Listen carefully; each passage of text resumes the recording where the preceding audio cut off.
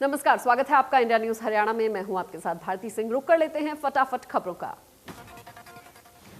देश भर में कोरोना वायरस महामारी के मामले लगातार बढ़ते जा रहे हैं। देश में 24 घंटे में 81,000 से ज्यादा मामले सामने आए। 466 मरीजों की जान गई है। 50,000 से ज्यादा एक्टिव रिकवर केस। महाराष्ट्र में हालात सबसे ज्यादा खराब। महाराष्ट्र में पिछले 24 घंटे में 43,000 से ज्यादा मामले सामने आए। वहीं 249 मरीजों ने दम तोड़ा, जबकि 32,000 से ज्यादा मरीज ठीक हुए। दिल्ली में भी एक बार फिर कोरोना पैर पसारता नजर आ रहा है। राजधानी में पिछले 24 घंटे में 2,790 नए मामले सामने आए। 9 लोगों ने दम तोड़ा। दिल्ली में कोरोना के बढ़ते मामलों को देखते हुए सीएम अरविंद केजरीवाल ने आपात बैठक बुलाई है। सीएम आवास पर यह बैठक होगी, जिसमें स्वास्थ्य मंत्री सत्येंद्र जैन के साथ संबंधित विभाग के अधिकारी मौजूद रहेंगे।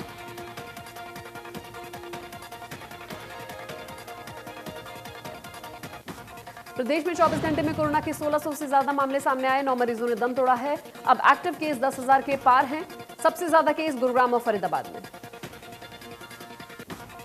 करनाल में फिर कोरोना का बम फूटा। 214 नए मामले सामने आए। स्वास्थ्य विभाग की टीम सभी मरीजों को हिस्ट्री देख रही है। जिले में अब 1,453 एक्टिव केसेस हैं। 172 मरीज अभी तक कोरोना से मौत हो चुकी है। 13,000 से ज्यादा मरीज ठीक होकर अपने घर गए। जम्मू कश्मीर के पुलवामा में सुरक्षा बलों और आतंकियों के बीच मुठभेड़ हुई, जिसमें एक आतंकी मारा गया है। घर में 2 से 3 आतंकियों के होने की सूचना के बाद सुरक्षा बलों ने इलाके में घेराबंदी की। पुलिस के आला अधिकारियों से बैठक के बाद गृह मंत्री अनिल विज ने कहा है कि हम चाहते हैं कि हरियाणा क्राइम फ्री प्रदेश बने और तमाम आला अधिकारी इस ओर ध्यान दें। विज ने कहा है कि स्टाफ को लेकर कुछ कमियों भी आई हैं। छोटे स्टाफ की भर्तियां जल्द करेंगे। कुछ जगह के अधिकारियों की अचीवमेंट कम थी, उनको कहा गया है कि वो अपनी परफॉर्मेंस सुधारें। गृह मंत्री ने कहा कि इस तरह की बैठक वो लगातार करते रहेंगे और अधिकारी अगली बैठकों में अपने डेटा को पहले से मजबूत करके अपनी परफॉर्मेंस का हिसाब दें। अनिल विज ने कहा कि एसटीएफ ऑर्गेनाइजेशन क्राइम करने वाली को पकड़ रही है। पुलिस ज्यादा एक्टिव दिखाई देने लगी है ताकि प्रदेश में क्राइम कम हो। किसानों के विरोध को लेकर अनिल विज ने कहा है कि सुनिश्चित करेंगे कि इससे दूसरों की आजादी पर कोई असर न पड़े। अगर किसानों को विरोध करना है तो वो कम से कम 200 मीटर दूर के विरोध करें। अनिल विज ने कहा कि राजनीतिक पार्टियों के प्रोग्राम को डिस्टर्ब नहीं कर सकते। जिस तरह से पंजाब में विधायक के साथ हुआ, उसकी निंदा करते हैं। ऐसा हरियाणा में नहीं होना चाहिए। लोहारू के ओबरा गांव में 25 वर्षीय टीचर का अपहरण मामला का खुलासा हुआ है। पुलिस ने युवती को रेवाड़ी से बरामद किया है। कोर्ट में उसके बयान दर्ज कराए गए।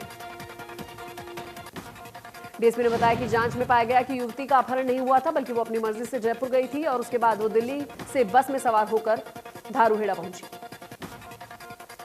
टीचर स्कूल में पढ़ाने के बाद लापता हो गई थी। परिजनों ने कार से युवती का दुपट्टा मिला था, जिसके बाद पिता ने थाने में जाकर अपहरण का केस दर्ज कराया। करनाल के नागरिक अस्पताल में एआरटी सेंटर की शुरुआत हुई है, जिसकी शुरुआत प्रदेश के स्वास्थ्य मंत्री अनिल विज ने की। इस दौरान करनाल के स्वास्थ्य विभाग अधिकारी और सभी डॉक्टर मौजूद रहे। कोरोना के बढ़ते केस को लेकर स्वास्थ्य महकमा अलर्ट पर है। मामले में स्वास्थ्य मंत्री अनिल विज ने अधिकारियों के साथ बैठक की, जिसमें कहा गया कि स्वास्थ्य सेवाओं से जुड़े कई योजनाओं की शुरुआत भी हुई। अनिल विज ने कहा है कि कैदियों के लिए हेपेटाइटिस बी और सी स्क्रीनिंग योजना शुरू की गई है। इसके साथ ही उन्होंने परिवार नियोजन को लेकर अंतरा सॉफ्टवेयर की शुरुआत करने की बात कही। फरीदाबाद के जेसी बोर्स YMCA विश्वविद्यालय में 1 दिवसीय विशेष कोविड-19 वैक्सीनेशन शिविर का आयोजन किया गया, जिसमें कुलपति प्रोफेसर दिनेश कुमार ने सबसे पहले वैक्सीनेशन लगवाकर टीकाकरण अभियान की शुरुआत की। उन्होंने कोरोना वायरस के रोकथाम के लिए कर्मचारियों को कोरोना टीकाकरण में हिस्सा लेने के लिए प्रोत्साहित किया। उसके बाद विश्वविद्यालय में कार्यरत 45 साल से अधिक कम उम्र वाले कर्मचारियों को वैक्सीन लगाई। फतेहाबाद में 45 से ऊपर वाले सभी लोगों को वैक्सीन लगाई गई। 80 स्वास्थ्य केंद्रों पर टीकाकरण किया गया। इसके साथ ही जिले के सभी लोगों से जल्द टीका लगवाने की अपील की गई।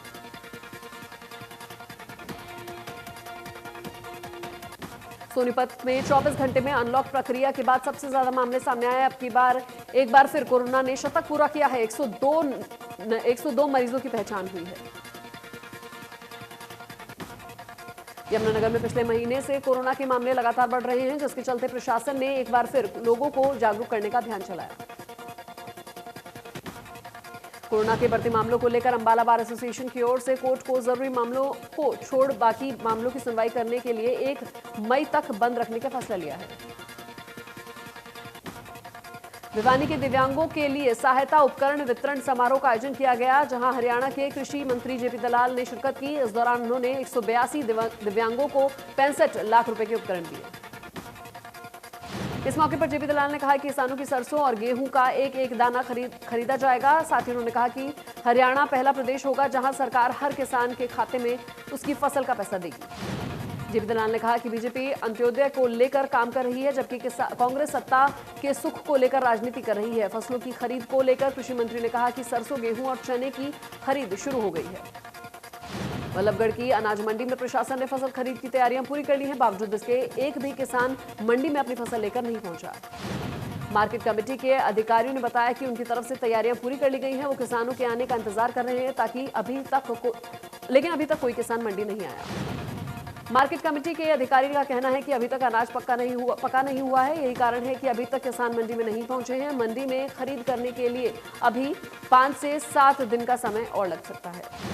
हरियाणा सरकार द्वारा जारी सरकारी खरीद के आदेश के अनुसार मंडियों में खरीद की व्यवस्था पूरी कर ली गई है, लेकिन गेहूं की फसल की कटाई न होने के कारण किसान फसल लेकर नहीं पहुंचे। अंबाला में गेहूं की कुछ भी आवक दर्ज नहीं की गई। मार्केट कमेटी द्वारा एक भी गेट पास जारी नहीं किया गया है, क्योंकि कोई भी किसान मंडी में अपनी फसल लेकर नहीं आया। गेहूं खरीद शुरू होने से पहले ही एक दिन इंद्री अनाज मंडी में 2 किसान अपने गेहूं को लेकर अनाज मंडी पहुंचे, लेकिन खाद्य आपूर्ति विभाग की तरफ से कोई भी अधिकारी गेहूं खरीद करने के लिए मंडी नहीं पहुंच पाया। बवानीखेड़ा में मंडियों में भी फसलों को खरीद नहीं हुई है। मार्केट कमेटी की तरफ से फसल खरीद का शेड्यूल जारी नहीं किया गया था, जिसके कारण फसलों की खरीद नहीं हो पाई। पृथला में फसलों की खरीद नहीं हो पाई। बताया जा रहा है कि किसान मंडियों में नहीं पहुंचे, जिसके चलते फसलों की खरीद नहीं हो पाई।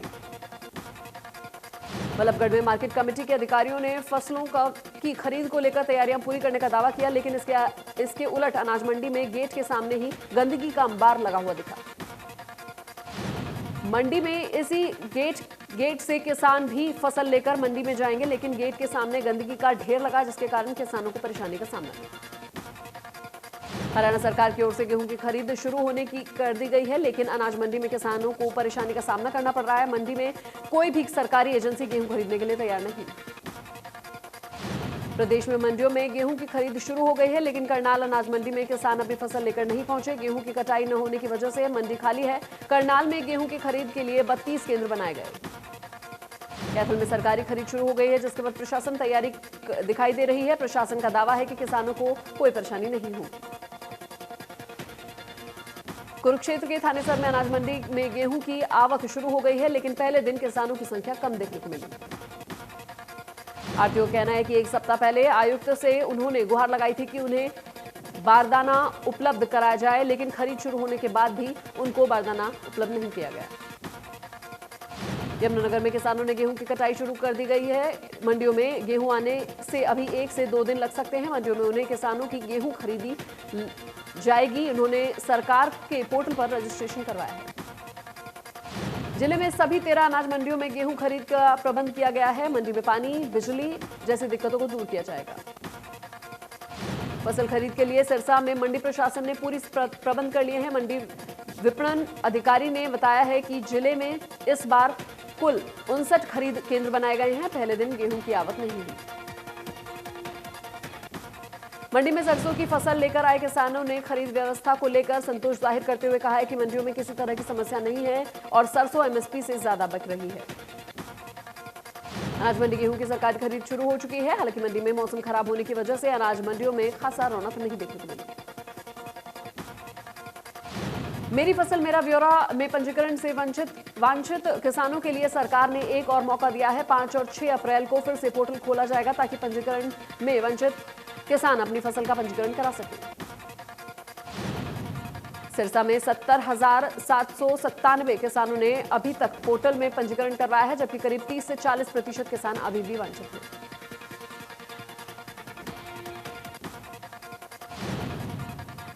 पलवल में कोफबॉल फेडरेशन ऑफ इंडिया की ओर से खेल प्रतियोगिता का आयोजन किया गया। इस कार्यक्रम में मुख्य अतिथि के रूप में राज्यसभा सांसद डॉक्टर अनिल जैन ने शिरकत की और प्रतियोगिता का शुभारंभ किया।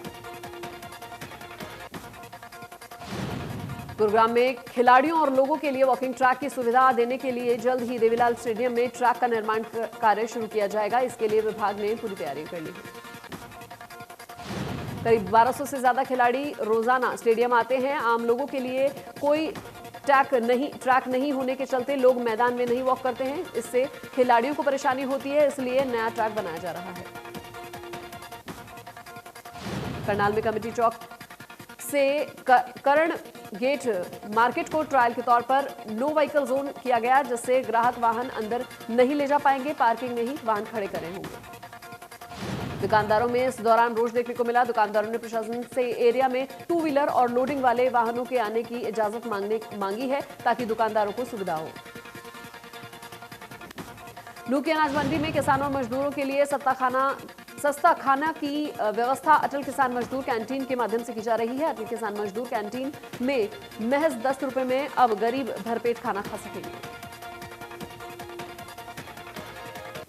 फरीदाबाद के गांव ककड़ीपुर में पंचायती जमीन पट्टे पर लेने के बाद 2 साल तक करीब 4 लाख की राशि जमा नहीं कराई गई, जिसको लेकर ग्रामीण पट्टेदारों और खंड विकास कार्यालय के कर्मचारियों पर मिलीभगत का आरोप लगाया गया। पट्टे की राशि पंचायत में जमा करानी होगी, ताकि उस राशि से गांव के विकास हो सकते हैं। लेकिन पट्टेदार और बीडीपीओ कार्यालय के कर्मचारियों की मिलीभगत के चलते करीब 4 लाख की राशि पिछले 2 साल में जमा नहीं कराई गई। इस बात की शिकायत कुछ ग्रामीणों ने सीएम विंडो पर भी की है, लेकिन बावजूद इसके कोई कार्रवाई नहीं हुई, जिसके बाद उन्होंने मामले को पृथला की बीडीपीओ उपमा अरोड़ा के सामने रखा। बीडीपीओ उपमा अरोड़ा ने आनन फानन में 2 पट्टेदारों को नोटिस जारी कर तुरंत राशि जमा करने के आदेश दिए हैं। इसके बावजूद भी पट्टेदारों का इसका कोई असर नहीं पड़ा है। लगभग 4 लाख की राशि अब तक जमा नहीं की गई। रोहतक में गर्मी का मौसम आते ही पीने के पानी की समस्या शुरू हो गई है। पानी की कमी को लेकर शहर में लोगों ने रोड जाम कर रोष जाहिर किया। कॉलोनी वासियों की माने तो जन स्वास्थ्य विभाग हर घर को हर रोज पानी देने का दावा करता है, लेकिन उनके घरों में सरकारी नल से पानी नहीं आ रहा है और अगर आता भी है तो वो टूटी हुई लाइन के कारण काफी गंदा पानी आता है। प्रशासन ने सेक्टर 114 में प्रशासन पेड़े काटने के मामले में बिल्डर का चालान काटकर कार्रवाई करने की तैयारियां की हैं। बिल्डर ने महज 5 पेड़ काटने की अनुमति लेकर अवैध तरीके से 18 एकड़ में 200 के करीब पेड़ काट डाले थे। इंडिया न्यूज हरियाणा ने मामले को प्रमुखता से दिखाया था, जिसके बाद वन विभाग ने मामले पर संज्ञान लेते हुए मामले की जांच की, जिसके बाद बिल्डर दोषी पाया गया। आजादी की लड़ाई में योगदान देने वाले कनीना निवासी 95 वर्षीय स्वतंत्रता सेनानी प्रभाती लाल ने अपने निवास स्थान पर अंतिम सांस ली, जिसकी सूचना के बाद इलाके में शोक का माहौल। हल्का विधायक सीताराम यादव, एसडीएम दिनेश कुमार और पुलिस टुकड़ी ने मौके पर पहुंचकर स्वतंत्रता सेनानी प्रभाती लाल को पूरे सम्मान के साथ अंतिम विदाई दी। कैथल में भट्टा मजदूरों ने अपनी मांगों को लेकर धरना प्रदर्शन किया। मजदूरों की मांग है कि महंगाई को देखते हुए उनका वेतन बढ़ाया जाए, जिसके चलते वो कई बार प्रशासन से गुहार लगा चुके हैं। मजदूरों की माने तो उन्होंने प्रशासन से कई बार शिकायत की है, लेकिन उनकी सुनवाई नहीं हो रही है। 3 साल में उनकी न मजदूरी बढ़ाई गई है और न ही भट्टे पर आम जीवन जीने के लिए सुविधाएं दी गई हैं। जिन पुलिस 2 थानों का लंबे समय से बिजली बिल नहीं भरने से डिफॉल्टर घोषित हो गई है। डिफॉल्टर घोषित होने के बाद बिजली विभाग ने दोनों थानों के बिजली कनेक्शन काट दिया है।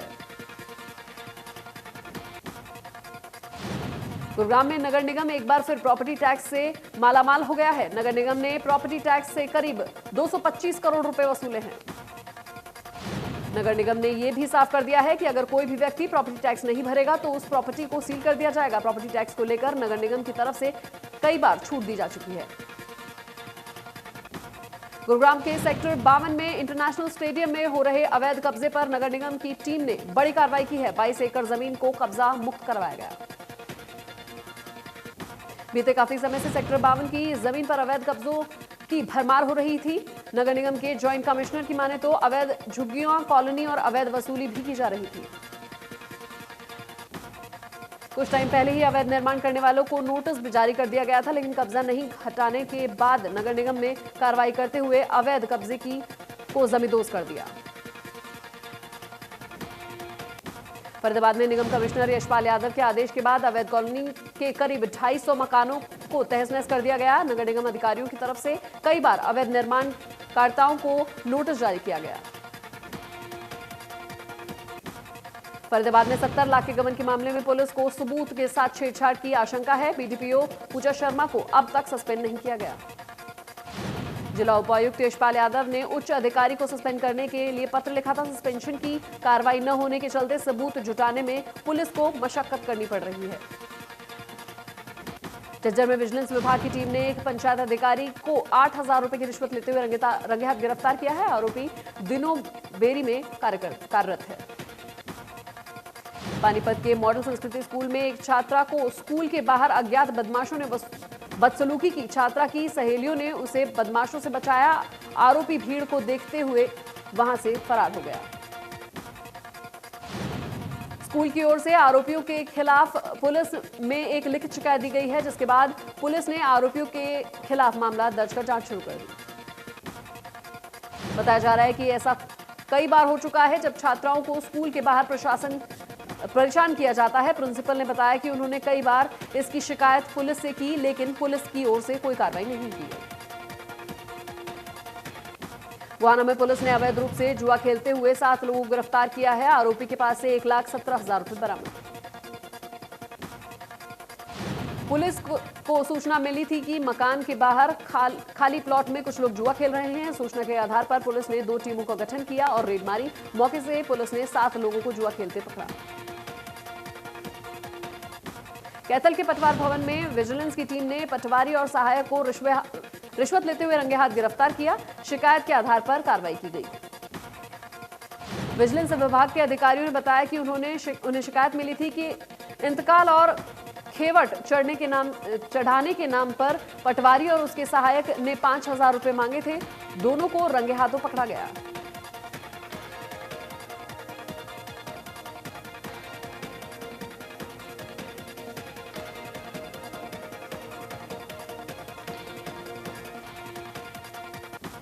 रॉकी हत्याकांड में शामिल 4 मोस्ट वांटेड इनाम बदमाश को गिरफ्तार किया है। 12 नवंबर 2020 एक रॉकी को गोली मारकर हत्या कर दी गई थी। बताया जा रहा है कि आरोपी ने अपने भाई की हत्या का बदला लेने के लिए वारदात को अंजाम दिया था। करनाल विकास कॉलोनी में चोरों ने लाखों रुपए का सामान और नकदी लेकर फरार हो गए। बताया जा रहा है कि घर की मालिक किसी काम से बाहर गया हुआ था। इसी दौरान बच्चों ने मकान पर अपना निशाना बनाया। झज्जर के गांव रेवाड़ी खेड़ा में एक युवक की गोली मारकर हत्या कर दी गई। हत्या करने के पीछे का कारण अब तक नहीं साफ हुआ है, लेकिन पुलिस मामले की जांच कर रही है। चरखी दादरी में कोर्ट से लौट रहे युवकों पर बदमाशों ने फायरिंग कर दी। बता दें कि कार में 6 लोग सवार थे, तभी बाइक सवार युवकों ने उन पर फायरिंग कर दी। गोली लगने से चंद्रपाल नाम का शख्स घायल हो गया। बताया जा रहा है कि पीड़ित कोर्ट में पेशी के बाद घर लौट रहा था, तभी उन पर फायरिंग की गई। हालांकि पुलिस मामले की जांच कर रही है। करनाल में अलग अलग सड़क हादसे में 2 युवकों की मौत हो गई, जिनमें एक 10वीं का छात्र है और दोनों शवों को पोस्टमार्टम करवाने के बाद परिजनों को सौंपा। छात्र कुंजपुरा अपने घर से मंडी में ऑटो से जा रहा था। मंडी गेट पर बोलेरो ने उसे टक्कर मार दी। दूसरा हादसा शामगढ़ जीटी रोड पर हुआ, जहां बाइक और कार में भिड़ंत हुई। सोमवार से लापता खजूर निवासी युवक का शव नहर के पास पानी में तैरता हुआ मिला। परिजनों का आरोप है कि युवक की हत्या कर दी गई है। वो अपने दोस्तों के साथ घूमता हुआ देखा गया था।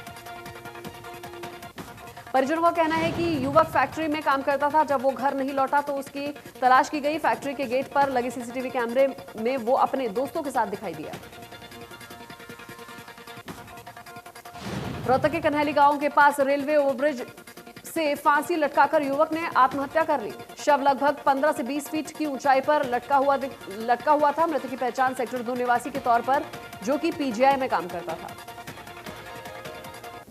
आत्महत्या की वजह का खुलासा नहीं हुआ है। मौके पर पहुंचकर पुलिस और एफएसएल की टीम ने जांच पड़ताल शुरू कर दी है। शव को पोस्टमार्टम के लिए रोहतक पीजीआई भेजा गया।